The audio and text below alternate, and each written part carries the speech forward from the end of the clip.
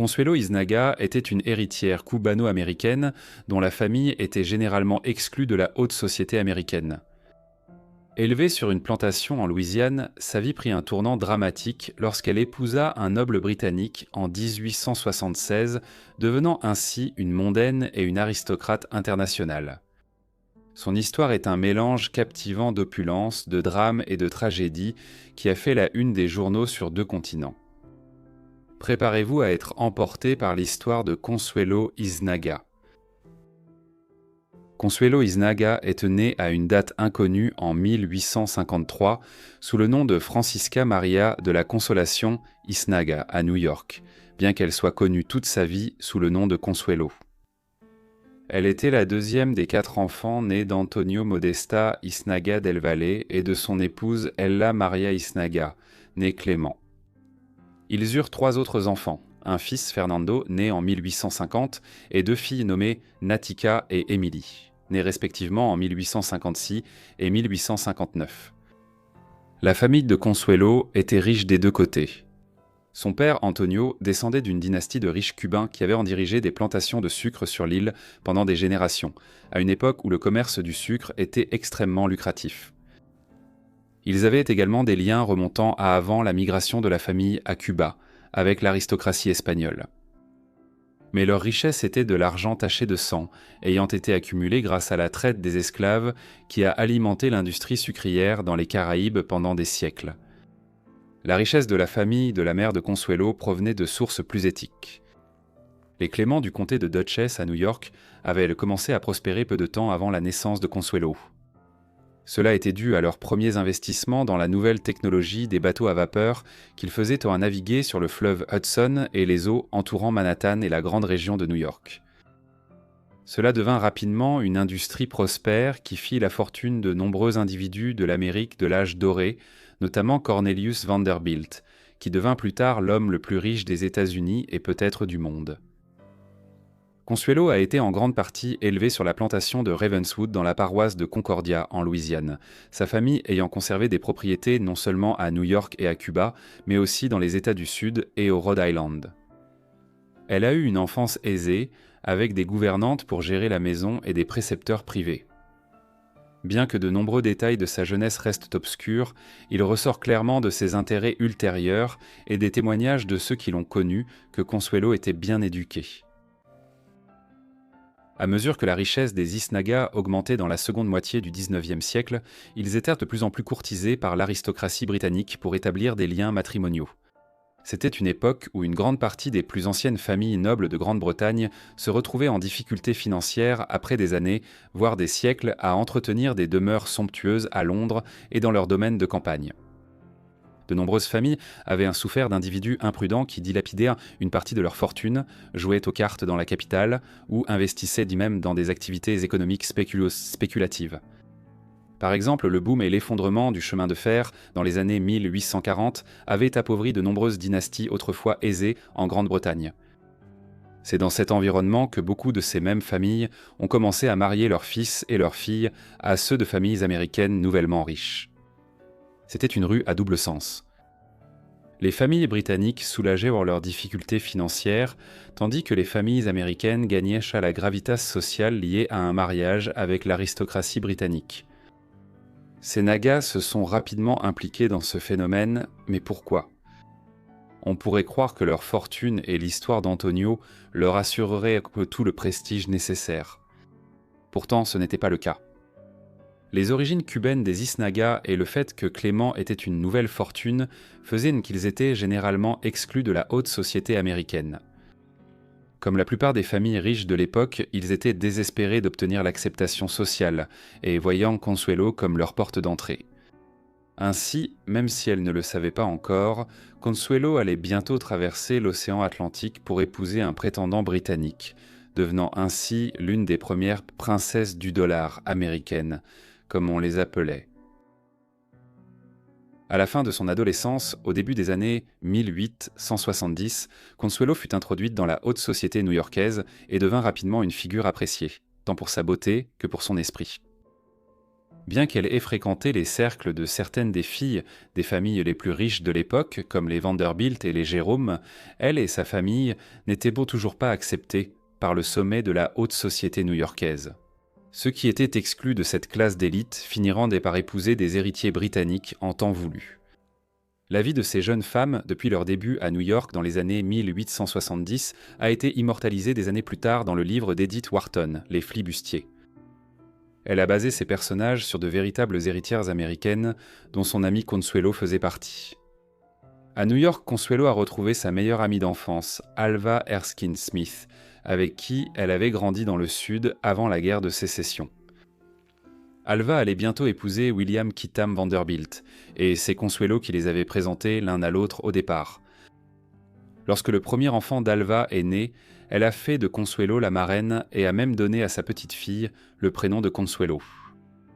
Je parle bien sûr de Consuelo Vanderbilt, la célèbre héritière américaine qui a épousé le 9e duc de Marlborough et a sauvé le palais de Blenheim. Beaucoup des vies d'Antoli dont nous parlons sur cette chaîne ont été façonnées par l'instabilité politique, l'instabilité financière et ce genre d'incertitude qui laissait aux gens très peu de contrôle sur leur avenir.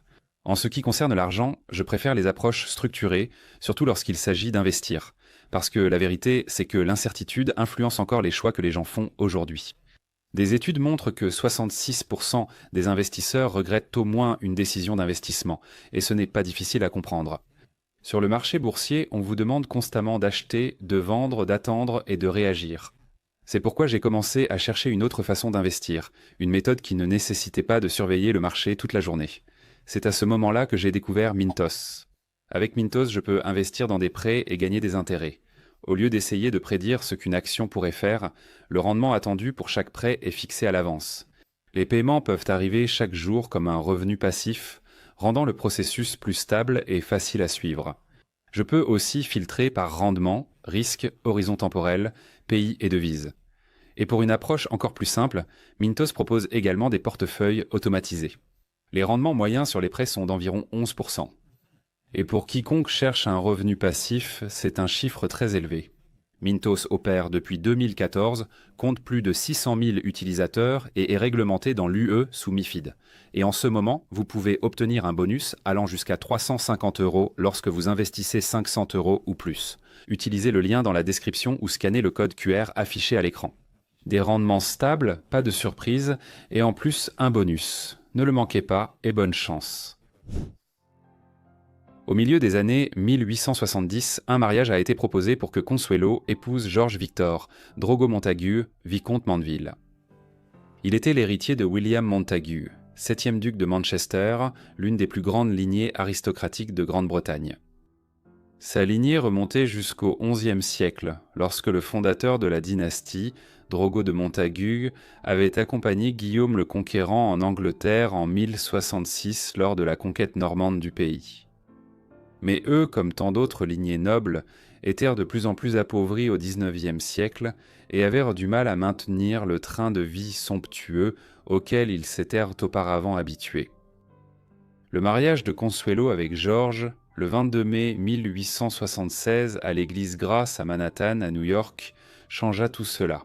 Il acquit une dot de 6 millions de dollars grâce à cette union, une somme énorme équivalente à plus de 150 millions de dollars actuels, tandis que les Isnagas devinrent une sensation mondaine à New York et établirent des liens avec l'aristocratie britannique. Consuelo rencontra pour la première fois le vicomte lors d'une soirée et dès le début, elle tomba profondément amoureuse de George. Cela semblait être un couple parfait.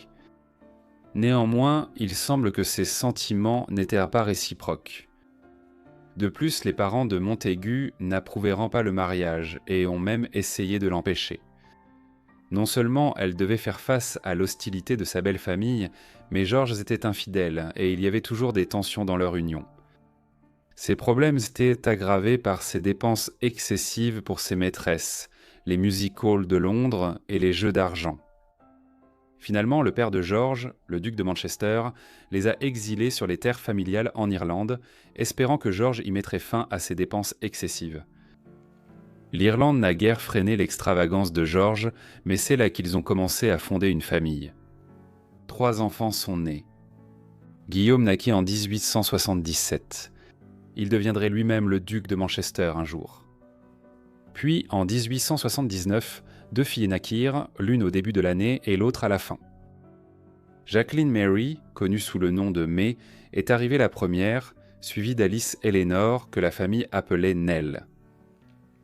C'est à cette époque qu'Hélène, la mère de Consuelo, a emmené ses filles célibataires à Londres pour les introduire dans le grand monde. C'est là que Maria de la Natividad, ou Natica comme l'appelait sa famille, a rencontré et épousé Sir John Lister Kay, 3e baronnet Lister Kay.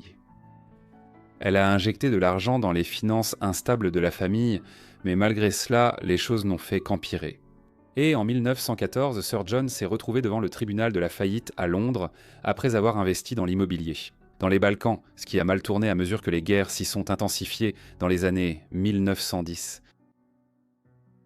En 1883, l'ami de Consuelo, Alva, a organisé un bal costumé extravagant pour enfin s'introduire dans la haute société new-yorkaise qui était regardée par Madame Astor.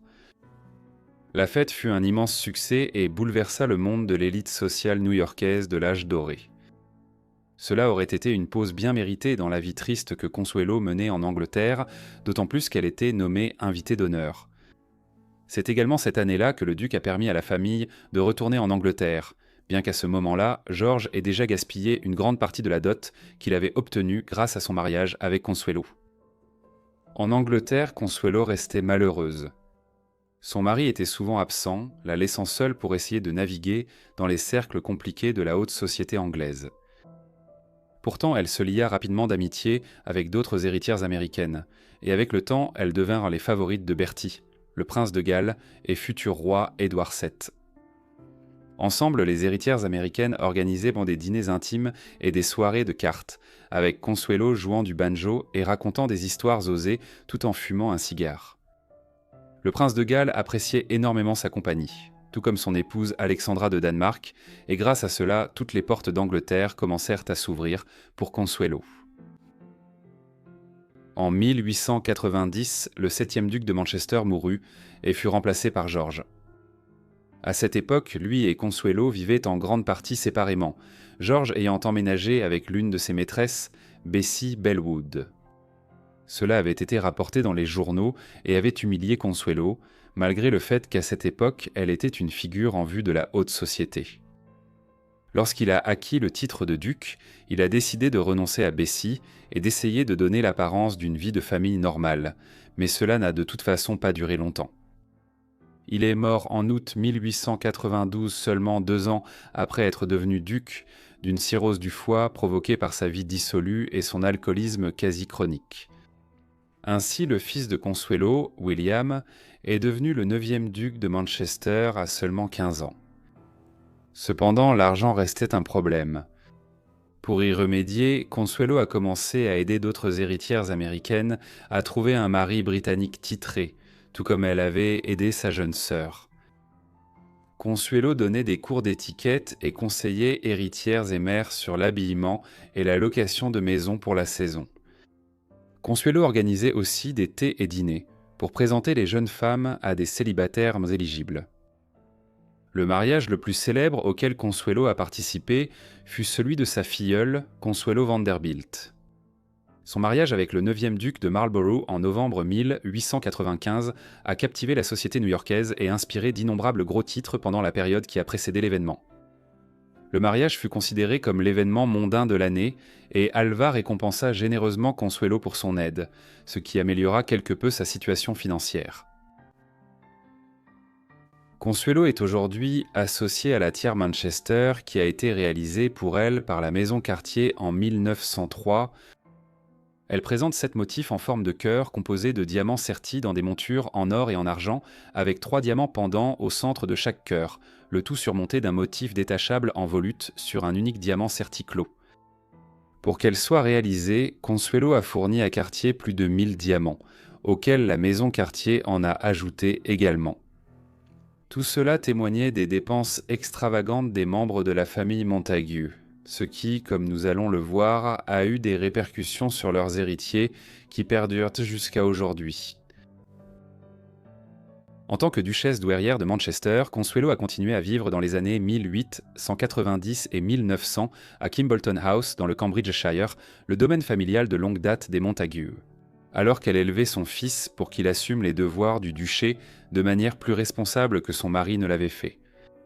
Pourtant, malheureusement, William allait devenir tout aussi dépensier et imprudent avec l'argent que son père l'avait été. Les années de veuvage de Consuelo furent également assombries par des tragédies familiales. La tuberculose était devenue l'une des maladies les plus brutales dans le monde, développée au cours du XIXe siècle. En 1895, elle emporta sa fille aînée, May, et 5 ans plus tard, elle causa également la mort de Nell. Ainsi, Consuelo ne resta plus qu'avec William parmi ses enfants à l'aube du nouveau siècle. Ces tragédies ne furent que partiellement compensées après l'accession au trône de son ami, le roi Édouard VII en 1901. Ses soucis financiers disparurent en 1902 lorsque son frère mourut et lui légua 2 millions de dollars, soit environ 70 millions aujourd'hui. Au milieu des années 1900, Consuelo développa une névrite, une affection qui provoque une inflammation sévère des systèmes nerveux central et périphérique. Cela finit par lui coûter la vie le 20 novembre 1909, alors qu'elle était dans la cinquantaine. Ses sœurs et ses amis étaient présents à son décès. Avant sa mort, elle vivait à Grosvenor Square et était soignée par Sir Alfred Fripp, sergent ordinaire du roi Édouard. Pendant cette période, le roi demandait fréquemment des nouvelles de son état. Malgré les habitudes de dépenses de son mari et de son fils, elle possédait, au moment de sa mort, une fortune de 2,5 millions de livres sterling qu'elle a léguée à diverses causes et membres de sa famille. Elle a également légué son bracelet en rubis et diamants à Sa Majesté la Reine Alexandra en signe de son affection et de son estime. Après son décès, le corps de Consuelo a été placé dans un cercueil et recouvert de magnifiques couronnes, puis transporté en train de Londres à Kimbolton, où des funérailles ont eu lieu le 24 novembre. À Londres, un service commémoratif a eu lieu le même jour à la chapelle royale du palais St. James. Après sa mort, la famille proche de Consuelo ainsi que les familles de ses sœurs et frères ont souvent rencontré des difficultés financières aggravées par des divorces, des dépenses excessives et des dettes et emprunts accumulés. Le 10e duc de Manchester, le petit-fils de Consuelo, a été contraint de vendre le domaine ancestral de la famille, le château de Kimbolton, en 1951. Le 12e duc a ensuite purgé une peine de prison pour fraude et le 13e duc pour tentative de cambriolage. Finalement, en 2007, la célèbre tiare de Manchester, le bijou précieux de Consuelo et symbole de la richesse que les Montagu avaient apporté à la dynastie Manchester, a été remise au gouvernement britannique en échange d'un allègement des droits de succession importants que la famille devait. Elle est aujourd'hui conservée au musée Victoria et Albert à Londres, témoignage de la folie qui entourait souvent les arrangements matrimoniaux concernant les princesses du dollar américaine comme Consuelo Montagu. Merci beaucoup d'avoir regardé la vidéo jusqu'au bout. Fait intéressant, le fils de Consuelo, 9e duc, a aussi épousé une héritière américaine, mais ce mariage s'est soldé par un divorce. Si vous voulez plus de vidéos comme celle-ci, faites-le moi savoir dans les commentaires. J'ai déjà parlé de la vie de nombreuses personnes mentionnées dans cette vidéo, comme Alva Erskine Smith ou Alva Vanderbilt et sa fille Consuelo Vanderbilt. Si vous avez d'autres suggestions, dites-le moi en commentaire et j'espère que vous êtes abonnés avec notification activée pour recevoir toutes mes vidéos dès leur publication. Bref, c'est tout pour moi, alors je vous retrouve tous dans le prochain épisode de Forgotten Life. Merci.